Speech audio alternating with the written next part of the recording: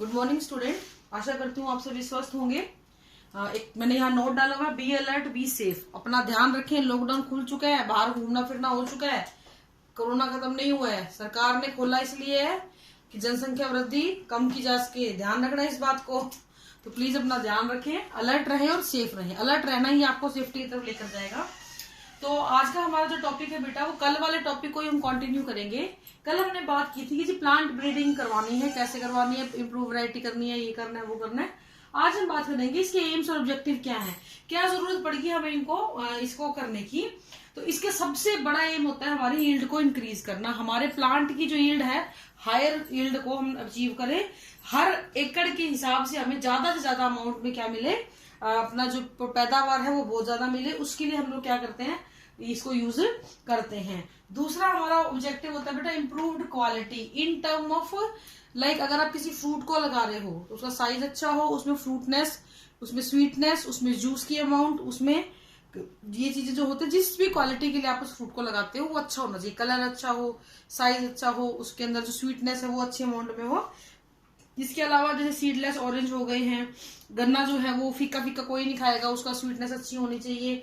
अगर हम दालों की बात करें तो उसमें प्रोटीन कंटेंट अच्छा होना चाहिए। अगर हम तेल के बीजों की बात करें, तेल का कंटेंट अच्छा होना चाहिए। तो कहने का मतलब ये है कि जिस भी चीज के लिए आप प्रोडक्ट को बना रहे हैं, जिस भी चीज के लिए आप क्रॉप में वैरायटी को इम्प्रूव करवा रहे हैं, उसकी पर्टिकुलर अमाउंट बढ़े। जैसे कि स्पिनच वगैरह है, इनकी आयरन की अमाउंट बढ़ी हुई हो, बीटा कैरोटीन बढ़ा हुआ हो चावलों के अंदर। तो इस तरीके से हमारा एक ऑब्जेक्टिव होता है शेप, साइज, कलर, स्वीटनेस, जूसनेस, ये सारी चीजें उसमें इम्प्रूव्ड होना चाहिए। तो basically quality of the product आपकी अच्छी आनी चाहिए। उसके बाद आती है बेटा कि जो प्लांट ब्रीडिंग का अगला ऑब्जेक्टिव होता है हमारा, ये दो चीजों को कंट्रोल करना, बायोटिक और एबायोटिक रेसिस्टेंस। चीजें अच्छी, पैदावार अच्छी हो गई, क्वालिटी अच्छी हो गई, लेकिन अगर वो फसल आपकी इन दोनों चीजों के लिए रेसिस्टेंट नहीं है तो नुकसान बहुत भारी हो सकता है।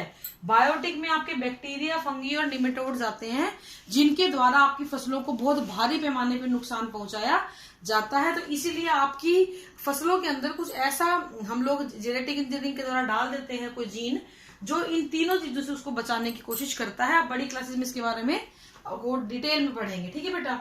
एबायोटिक की अगर हम बात करें तो ड्रॉट होता है सूखा, सूखा पड़ना। तो आपकी जो फसल है वो सूखे के लिए, सैलिनिटी होती है बेटा बहुत ज्यादा, सॉल्ट अगर आपकी सॉइल के अंदर है उनके लिए, हीट बहुत ज्यादा गर्मी, कोल्ड बहुत ज्यादा ठंड, फ्रोस्ट बर्फ जम जाना, और वाटर लॉगिंग जरूरत से ज्यादा पानी आ जाना। तो इन सभी कंडीशंस, ये सारे एबायोटिक स्ट्रेस होते हैं प्लांट के लिए। इन सभी स्ट्रेस को भी झेल सके आपकी फसल, ऐसी वैरायटी को भी इंप्रूव कराना होता है। चेंज इन मैच्योरिटी ड्यूरेशन, इसका मतलब ये होता है बेटा कि कोई फसल अगर 6 महीने में पकती है, कितना अच्छा हो 3 महीने में पके, तो 3 और 3 6, यानी एक सीजन में आप 2 फसल ले सकते हो। तो जितनी जल्दी कोई फसल पकेगी उतने ही ज्यादा आपको प्रोडक्ट मिलेंगे। तो हम मैच्योरिटी ड्यूरेशन को भी चेंज कर सकते हैं। फिर आता है डिजायरेबल एग्रोनॉमिक कैरेक्टर, ये यही वाली चीजें होती है। अच्छी यील्ड होना चाहिए, अच्छी उसकी अर्ली मैच्योरिटी होनी चाहिए, उसके जो कैरेक्टर है वो थोड़े एडवांस होने चाहिए। डिजायरेबल मतलब जो हम चाह रहे हैं, जो किसान चाह रहे हैं अपने खेत के लिए, वो उसकी बात करते हैं इसके अंदर हम लोग। फिर आता है डेवलपमेंट ऑफ नोवल वेराइटीज। देखो ये वर्ड आपने सुना होगा हाल फिलहाल में भी, नोवल कोरोना वायरस बोल रहे हैं ना हम लोग।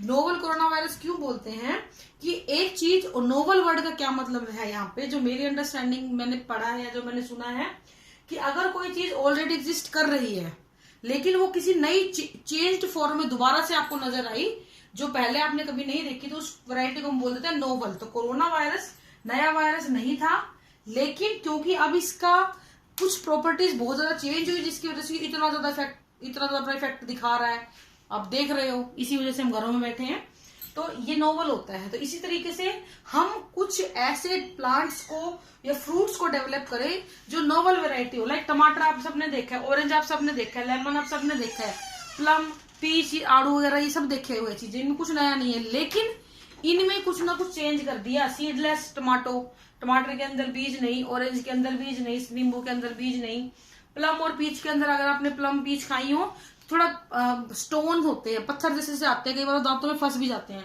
उनके बगैर वो हो।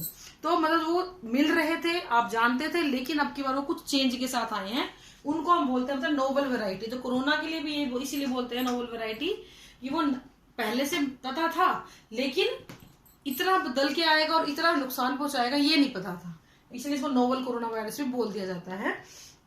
तो ये कुछ हमारे एम्स और ऑब्जेक्टिव है किसी भी प्लांट ब्रीडर के लिए। मतलब प्लांट ब्रीडर को क्या क्या चाहिए अपने फसल में, ये सारी चीजें उसको चाहिए, तब कहीं जाके हम उसकी जो वैरायटी इंप्रूवमेंट है उसको कंप्लीट मान सकते हैं बेटा। ठीक है, कल हम बात करेंगे क्रॉप प्रोडक्शन मैनेजमेंट की। ये आज के लिए इतना ही है। Thank you, have a nice day.